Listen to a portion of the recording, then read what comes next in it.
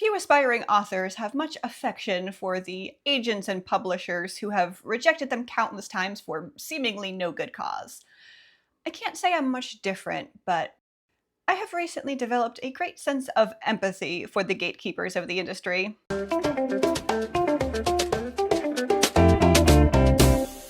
Hi, I'm Lulu, and welcome to my channel.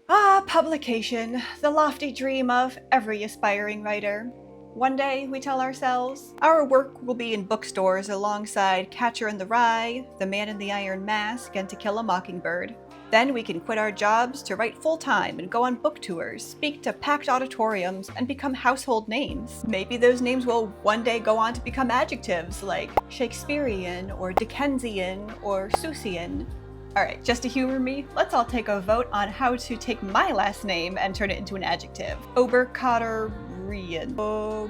Oberketter. Forget it. But then we delve into the literary world and find our efforts to bestow our creative genius onto mankind stymied by the enemy of all aspiring writers. The editors, the publishers, the agents, those malevolent literary gatekeepers who've rejected some of the world's best writers for no apparent reason. Their whole purpose, it seems, is to hold us back.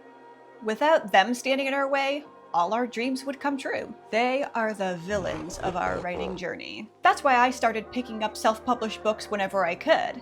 It seemed like this route was a backdoor to avoid the gatekeepers and a way for authors to take things into their own hands, just like Beatrix Potter did. Yeah, that's right. If not for self-publishing, there would be no Peter Rabbit. The results of my efforts?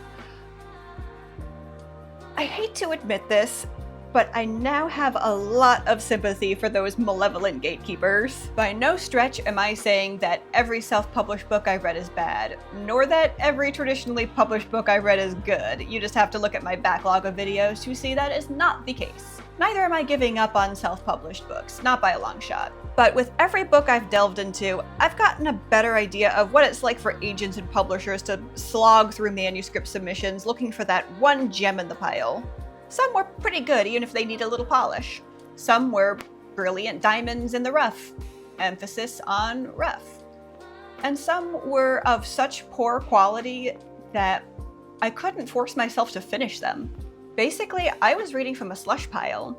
I never knew if I was gonna find an undiscovered gem, or a diamond in the rough, or a lump of coal. If this is what it's like for literary agents and editors on a daily basis, my heart goes out to them.